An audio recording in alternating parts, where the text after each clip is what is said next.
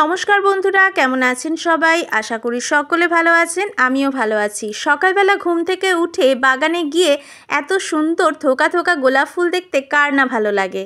এই ফুলের চারাটা প্রায় ৩-৪ বছর হয়ে গেল আগে এনেছিলাম মাত্র ৬০ টাকা দিয়ে সোদপুরের বাজার থেকে। আর এখন বাবা আরেকটা এরকম থোকা গোলাপের চারা দর করেছিল, বলেছে ১৫০ টাকা। তো বাবা বলছে এই গাছেরই কলম করে আর চারদিকে লাগিয়ে দেবে।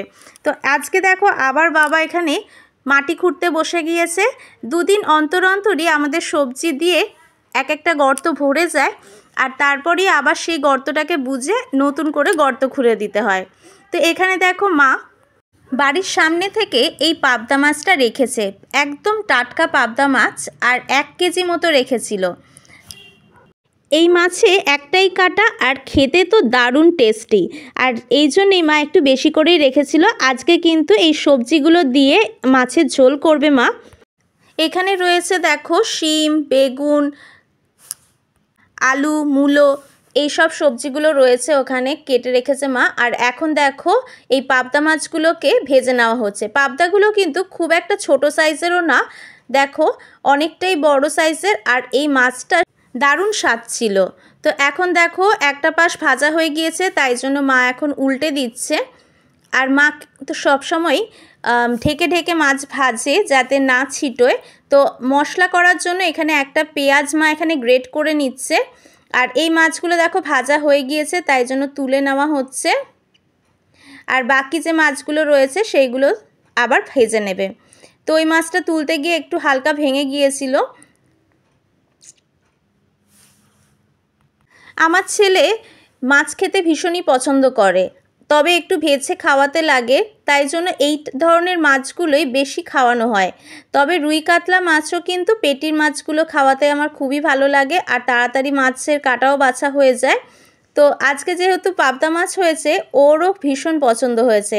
এখন দেখো সব মাছ ভাজা হয়ে গিয়েছে, তাই জন্য কালো জিরে ফোড়ন দিয়ে বাকি সমস্ত সবজি যেগুলো কাটা ছিল তোমাদের বললাম, শিম, এখানে বেগুন রয়েছে, মূলো আর আলু রয়েছে, তো সমস্ত সবজি কিন্তু এখানে দিয়ে দেওয়া হলো। আগের দিন বাবা কাজ থেকে ফেরার সময় পানি ফল নিয়ে এসেছিল, আর শানকে জিজ্ঞাসা করছিল তুমি কি এই ফলটা চেনো?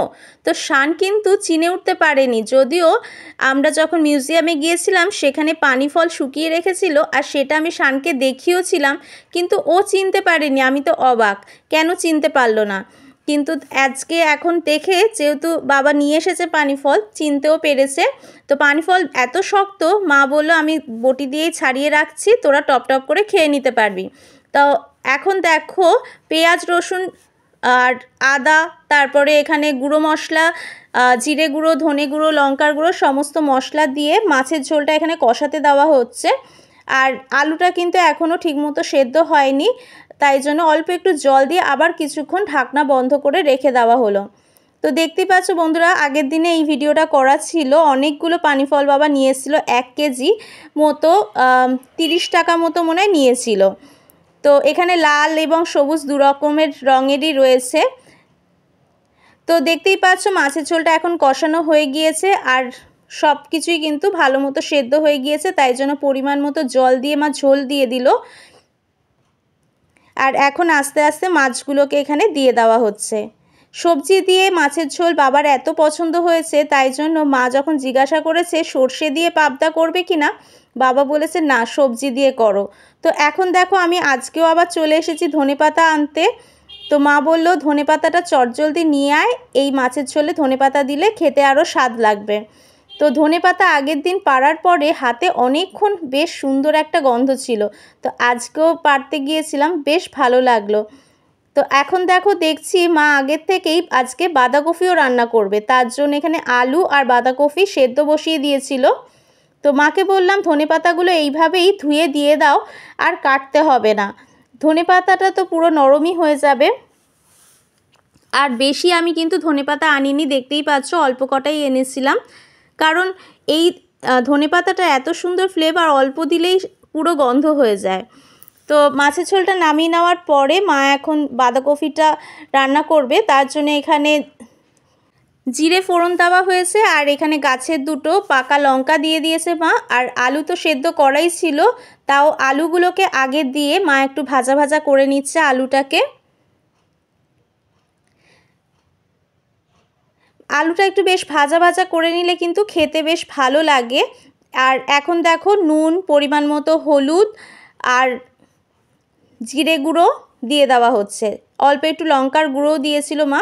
আর এখানে দেখো আদা গ্রেট করে রেখেছিল, আদাটা কিন্তু অবশ্যই দিতে হবে, তাতে কিন্তু টেস্টটা আরও ভালো হয়। আর এখন দেখো বাঁধাকপিটা দিয়ে ভালো মতো নাড়িয়ে চাড়িয়ে নেওয়া হচ্ছে। মা এখানে নুনটা চেক করছিল, নুনটা আগে দিতে ভুলে গিয়েছিল, পরে আবার দিয়েছে দেখো এখানে।